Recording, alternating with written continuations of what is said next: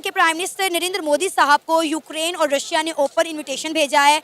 उन्होंने कहा है कि आपको ओपन इनविटेशन है कि आप हमारे मुल्क में आएँ। क्या कहना चाहेंगे इस इनविटेशन पर आप कि यूक्रेन और रशिया को क्या मफादात हैं कि दोनों को इंडिया चाहिए? और उसके बाद फिर वापसी रिवर्स हो गया। अगर अल्लाह करे कोई ऐसा हुक्मरान आए जो एजुकेशन की सिर्फ सोच रखे कि हमारे बच्चे पढ़े लिखेंगे तो आगे हमारे मुल्क के लिए कुछ कर सकेंगे, कोई सॉफ्टवेयर इंजीनियर बनेगा, कोई कुछ। अगर वो एआई सिस्टम से नहीं बनाया गया तो वो चांद पर जाके मंदिर बनाए ना, क्यों नहीं अपनी मूर्तियां उधर उन्होंने खड़ी की? मंदिर बना रहे हैं ना, यूएई में जगह है, उन्होंने यूएई में जाके मंदिर बनाया है। अगर मुझे हम सब जाना चाहते हैं, जंग वो वाली नहीं रही भाई। अब जंग भाई टेक्नोलॉजिकल वार है, आपको वो बेच खा रहे हैं। आप देखो मोबाइल पकड़ा हुआ है आपने। हम जितने भी इस्लामी ममालिक देखें, यूएई के अलावा भी तमाम के तमाम इंडिया के साथ जो है वो ट्रेड कर रहे हैं, इंडिया के साथ उनके ताल्लुकात बेहतर हैं सवाए पाकिस्तान के। आप नमस्कार दोस्तों, यूक्रेन के प्राइम मिनिस्टर ने प्रधानमंत्री नरेंद्र मोदी से बात की है कि वो यहाँ पर आए और जो हमारे बीच लड़ाई हो रही है इसको सुलझाने का काम करे, जिससे जो पाकिस्तान के लोग हैं उनकी जल गई है कि मोदी जी क्यों जा रहे हैं, उन्होंने क्यों बुलाया इनको। इंडिया के प्राइम मिनिस्टर नरेंद्र मोदी साहब को यूक्रेन और रशिया ने ओपन इनविटेशन भेजा है। उन्होंने कहा है कि आपको ओपन इनविटेशन है कि आप हमारे मुल्क में आएँ। क्या कहना चाहेंगे इस इनविटेशन पर आप कि यूक्रेन और रशिया को क्या मफादात हैं कि दोनों को इंडिया चाहिए? दोनों को मफादात यही है कि दोनों की, रशिया का जो है ऑयल मतलब तेल है वो बहुत ज़्यादा सेल होगा क्योंकि इंडिया की पॉपुलेशन बहुत ज़्यादा है। तो यूक्रेन को उनकी कोई प्रोडक्ट्स मतलब चाहिए होगी यूक्रेन में, क्योंकि वो गंदम वगैरह अब नहीं ना हो सकती जल्दी, तो वो गंदम लेगा उनसे। दोनों को ही अपने अपने मतलब मफादात के लिए किया, कोई इसको लॉन्च देने के लिए थोड़ा किया। और वैसे भी ऑलरेडी हम बात करें तो खाम तेल तो इंडिया रशिया से ले रहा था ना, और ये दोनों मिलकर ब्राह्मोस मिसाइल और इस तरह पर डिफेंस पर काम भी कर रहे थे। कौन से मिसाइल? कोई मिसाइल इंडिया का कामयाब नहीं। 14 नवंबर 2023 को जब इंटरनेशनल मुकाबला होया था एयरक्राफ्ट का, जीएस कास्ट जो इसका नेम था, आई थिंक इनका वो जहाज ही नहीं चला था दुबई में। ये कौन से मिसाइल की बात कर रहे हैं? इंडिया ब्राह्मोस मिसाइल की बात कर रही हूँ जो मियां चन्नू के मकाम पर मिस फायर हो गया था कुछ अर्सा पहले। वो मिसाइल तो नहीं है ना जो मिस फायर हो गया, उसे हम मिसाइल नहीं समझते। वो सिर्फ इंडिया की एक फेक कॉपी है। अच्छा। और कुछ नहीं है। इंडिया का सिर्फ बातें सुना सकता है, इंडिया कुछ भी नहीं कर सकता। कुछ नहीं कर सकता, कुछ भी नहीं कर सकता। ये देखें इनके आइडियाज सारे फेल हैं। इन्होंने कहा कि हमने वहाँ पे चांद पे जाकर रसाई हासिल कर ली है। 1 महीने के बाद ये फेल हो गया। 1 महीने के बाद चाइना ने कर दिया इंटरनेशनल मीडिया को कि ये बताएं कि ये कैसे करके दिखाए हैं। अरे ये तो पाकिस्तानियों ने कहा था ना कि ये एआई सिस्टम से बनाया गया, ये कंप्यूटराइज डिजाइन है, ग्राफिक्स हैं। तो अगर वो एआई सिस्टम से नहीं बनाया गया तो वो चांद पर जाके मंदिर बनाए ना, क्यों नहीं अपनी मूर्तियां उधर उन्होंने खड़ी की? मंदिर बना रहे हैं ना, यूएई में जगह है, उन्होंने यूएई में जाके मंदिर बनाया है। बात चांद की हुई है, बात यूएई की नहीं हुई। बात ऊपर है कि आप नीचे आ रही हैं हमेशा के लिए। अब आप ये देखें ना, इस्लामी मुल्क है, यूएई एक इस्लामी मुल्क है, वहां पर जाके वो मंदिर बना रहे हैं। इस्लामिक मुल्क, नाम इस्लामिक है, बाकी उसमें इस्लामिक कोई चीज़ नहीं है। अगर इस्लामिक मुल्क और इस्लाम जिंदा होता तो आज गाज़ा के मुसलमानों का ये हाल ना होता। पूरी कौम जिहाद करती और गाज़ा के मुसलमानों की मदद करती। आज कौन कर रहा है? कोई नहीं कर रहा। सिर्फ वो यूट्यूब और टिकटॉक पर ये है कि हमने भेज दिया, हमने ये कर दिया, हमने वो कर दिया। हमारे मुसलमान उधर मर रहे हैं बेचारे, तो इधर हम जाशियाँ कर रहे हैं।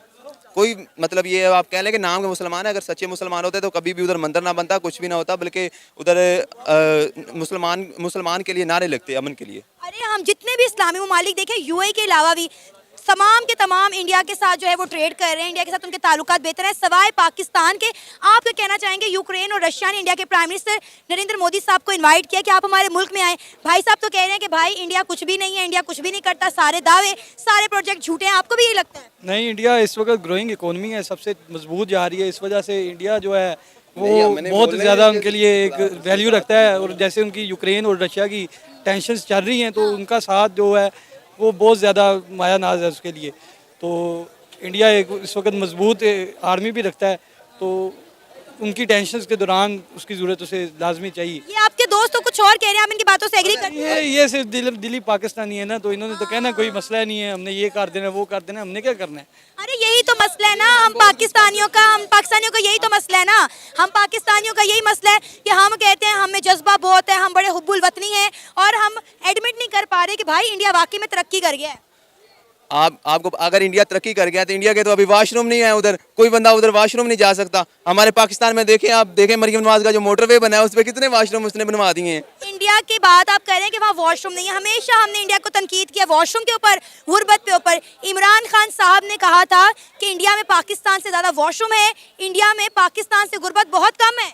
तो सही बात है ना, आप इंडिया में जाकर देखेंगी ना तो आपको पता लगेगा। ये इंडिया के बड़े बड़े शहर या मुकेश अंबानी को देखकर अंदाजा नहीं लगाया जा सकता कि इंडिया में क्या है। इंडिया जो पाकिस्तान से ज्यादा क्राइसिस के हालात से गुजर रहा है, आपको इस बात का इल्म होना चाहिए। इंडिया में कौन से क्राइसिस? मैं आपके तल्ले कर रहे हूँ, उनके पास नेशनल रिजर्व पूरे, उनका तो टाटा की आपकी जीडीपी से ज्यादा टाटा के पास पैसा है। मेरी बात सुने, हम मेरी बात सुने, पाकिस्तान की पूरी इकोनॉमी एक तरफ और उनका टाटा ग्रुप एक तरफ है।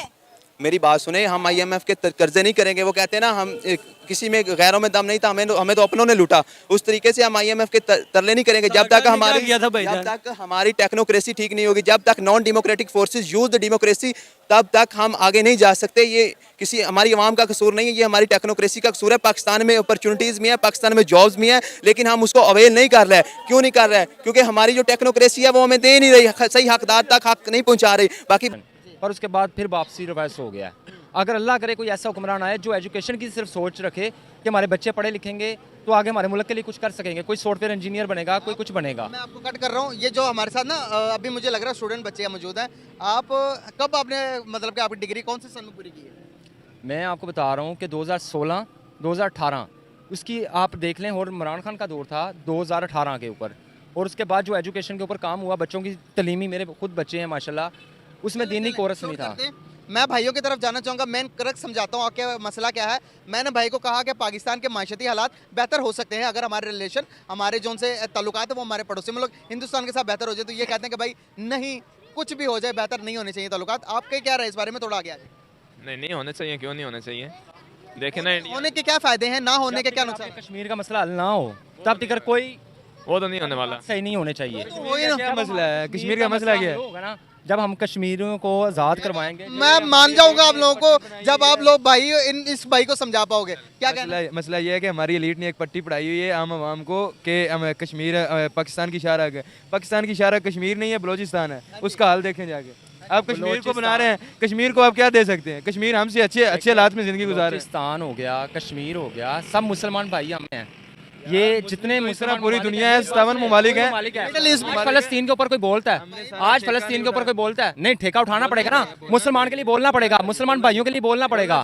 आज फलस्तीन के लिए कोई बोलता है, इतनी गैरत जुआज नहीं देती। हम कह रहे हैं गजा को सपोर्ट करना चाहिए, फलस्तीन को सपोर्ट करना चाहिए। के बारे बोलो, आप कश्मीर के बारे में आप चले जाओ, आप जाके जंग कर रहा हो, आप क्या कर सकते हो? इंशाल्लाह मुझे मौका दें, आप क्या कर सकते? अगर मुझे हम सब जाना चाहते हैं, जंग वो वाली नहीं रही भाई। आप जंग भाई टेक्नोलॉजिकल वार है, आपको वो बेच के खा रहे हैं। आप देखो मोबाइल पकड़ा हुआ है, आपने किसका पकड़ा हुआ है? हर एक चीज आप बना नहीं सकते। आप कहते हैं हमने जंग करनी है इसराइल से। बात मैं कह रहा हूँ आपको कि नॉलेज बातें हो जाते हैं लेकिन काम की कोई चीज नहीं आएगा बस। अभी कल डोनाल्ड लू ने क्या बयान दिया कि पाकिस्तान और ईरान की गैस पाइपलाइन हम नहीं बनने देंगे। अब इसके बहुत बुरे असरात हो रहे हैं। मरना चाहिए ना हमारे हुक्मरानों को, यही तो डूब के मरना चाहिए हमारे हुक्मरानों को। जंग करने के बजाय ईरान वाले मुसलमान नहीं है।